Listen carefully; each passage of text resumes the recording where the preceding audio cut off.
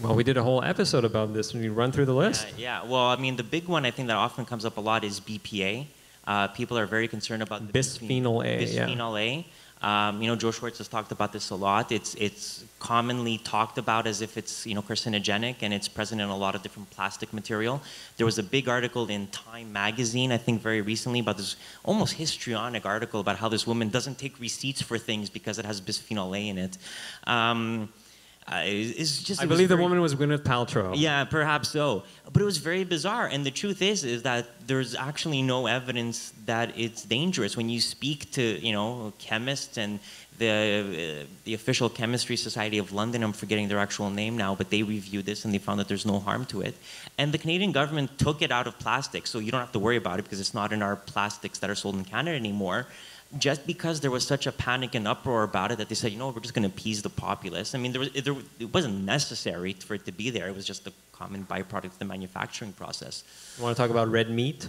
Oh, red meat was the other one, right? That was a big story that came out recently about red meat and processed meats and how, that bacon is as bad for you as smoking. That's clearly not true. Smoking is 1,000 times worse than bacon. Now, that being said, I think most people would do well if they ate less red meat and more fish in their diet. I think that's a commonly accepted paradigm, and it's being true. But fish has mercury, Chris. Well, only if you live in very polluted waters, which we don't actually. Tofu people. Yeah. And insects. Yeah, maybe so. But, again, no. I mean, we talked about alcohol. Alcohol, yes, in excessive doses for sure. But if you enjoy it in moderation socially, it should be fine. Why is he pointing at Angie? I'm pointing at Angie. With her giant can, her Pabst Blue Ribbon. Yeah. What's the other thing? Cell phones is the big one, right? Oh, yeah. Guys, people talk repeatedly about cell phones being carcinogenic, and no, that's not true at all. The problem is that there was a WHO report that came out, and it was very flawed. Anybody who was at the last OSS symposium talk, we heard Jeffrey Cabot. Yeah, we were there. And you can come to next year's one. We'll be there too. Indeed. Jeffrey Cabot from New York was here, and he was talking about the whole process and how that report was mired in controversy, and it was being driven by one guy. And when you look at most of the research, there's no evidence that it's true. So, I mean, people are fundamentally concerned about the things they don't understand. So as we get further and further removed from our technology and from the products that we use on a daily basis, we become scared, because there was a time when people made their own clothes. Not that long ago, people used to make their own clothes and made most of the stuff they used in their daily lives. They could repair their cars. They could repair the car. They made most of their own food now, and I don't know, depending on most people don't cook as much. I know I don't cook as much as I should. I obviously don't make my own clothes. I obviously don't make. How do you made that pocket square? Well, I made this. I knitted it myself. No, not true.